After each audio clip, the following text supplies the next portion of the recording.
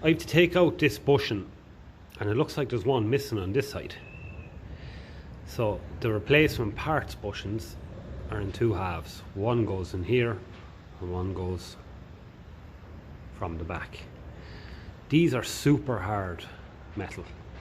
I can hear a fair ring off them when I give them a tap of a drift or a punch. So what I'm going to do is I'm going to put in different washers, and hopefully tapping that now it'll start coming out.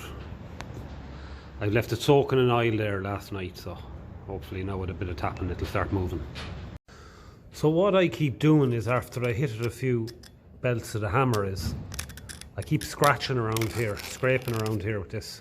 These are brilliant tool, and I keep spraying in my WD-40 in around it, around and around, and I can slowly see that it's moving out. But to be honest with you, this hammer is actually bouncing. It's bouncing off it. That's how hard this is. This is a really improved version of the Ferguson 20 system front axle. The amount of metal that's in this, and the fact that this part of the casting is so much heavier than on the Ferguson. In fact, it's not a casting at all on the Ferguson, it's just a bit of tin kind of pressed sheet metal. That has really strengthened this up, and this bushing is definitely, like, that is a proper bushing. That is definitely 6, 7, 8 times thicker and way stronger metal than the Ferguson 20. The Ferguson 20 is like just your usual kind of bronze bush, like. So I'm going to keep tapping at it, and hopefully I don't have to bring out the sledgehammer. It is slowly moving anyway. There's not everyone in the world that would understand the satisfaction when you see something like that slowly starting to come out. That's in there since 1957, there's no doubt about it. So I'm looking forward to getting that out and start cleaning up the new bushing surfaces on this and on the front axle casting. So a few more taps and no sledgehammer was needed. It actually has held up very well over the years. There's a bit of wear down there. There are some people that would just spin it around 180 degrees and use it again. There's a small bit of wear there where it was, the center pivot pin was rubbing, but such a piece of metal, I have to say. There's a ring off that when you hit it with a hammer that cut the ear off you. So yeah, I'm going to keep that. There's 2 more new ones on the way. So I think, if I'm not mistaken, one of them goes in that way and the other one goes just where that one was, in from the back. So I'm going to do a bit of cleaning up here. Might have to get the round file out just to get the surface ready for it. It's a little bit narrower there. I'm going to get the vernier calipers now as well, and make sure I see there does seem to be some form of a machined surface on the back here now. I'm only noticing it now, and that was to take this lip. So I presume when I get the pack of these 2 new ones, that one of them, you know, we'll have to take that into consideration, that there isn't a machined surface on here. It's flat. So, but anyway, the man I'm ordering the parts off seems to know what he's talking about. So, but still, I'm going to use this as a template, because this is the diameter that I'm going to go by, because it's the same through the whole way. So I'm going to clean up this a bit, run in the drill with the wire brush, clean it all out, run around with a bit of sandpaper first, and see if I can get that running in and out a bit easier. If not, I'll get a round file, because there is a chance that I tapped that edge with a hammer and it's just a bit of a burr on it. So nice work though. I enjoy this kind of work, especially when things go back together nice and smooth.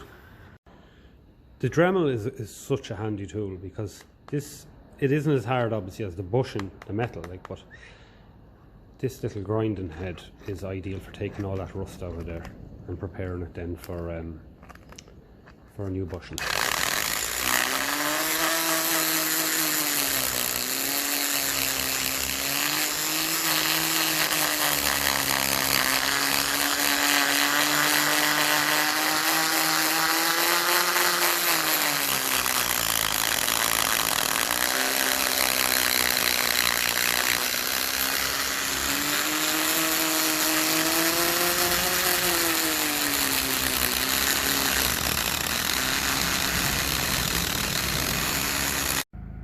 what you're left with is a fairly nice shiny metal that just should take a bushing a bit easier. There was some rusty, crusty stuff on it that I didn't like the look of, and that just makes it very hard to tap in bushings. So I think this is as good as done now, and I'm going to put up the caster now on the bench here and do the same with it.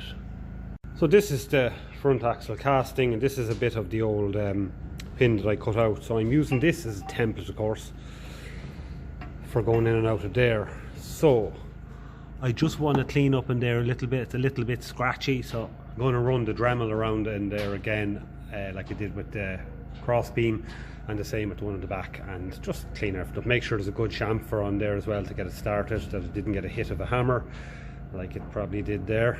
So I'll tidy all that up.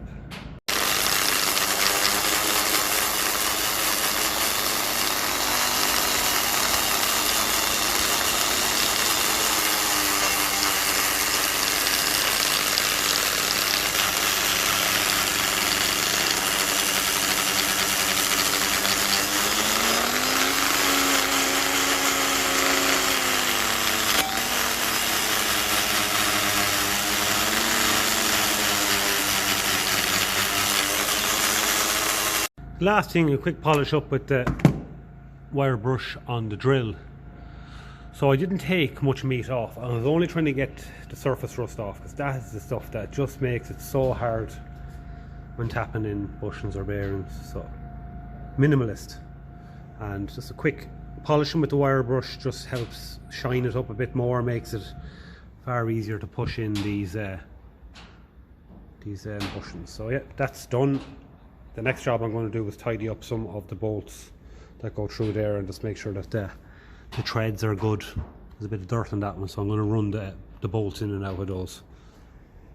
So just a quick rub down with a wire brush by hand and with the drill there, just to clean off some of the dirty oily kind of gunk and mix of oil, petrol, kerosene and dust that has been gathered up in it, just so we can see what I'm working with. Now when it comes to tapping in the bushings, it'll be all the nicer to work with. So that's ready, and my cross beam is ready as well. So that just needs a bit of the same treatment, just a bit of cleaning down. Won't make a difference to it, it'll just make it a bit more presentable looking. So that'll be the next job. So here is another old center axle pin that I'm going to clean up, just file off that old paint and stuff. It's from an old Ferguson 20 there, and I'm going to try it for a test fit, because I believe these are the same in the Ferguson 20 and the 35. So this is just basically just preparing, basically getting ready for a new pin, and trying to fast track the process when it does come, that I don't have to be doing a whole lot of filing and stuff like that. So I'm going to clean this up and try it for a fit in there. I've already tried pushing it in. It's actually making a bit of an attempt, just the paint is a bit thick.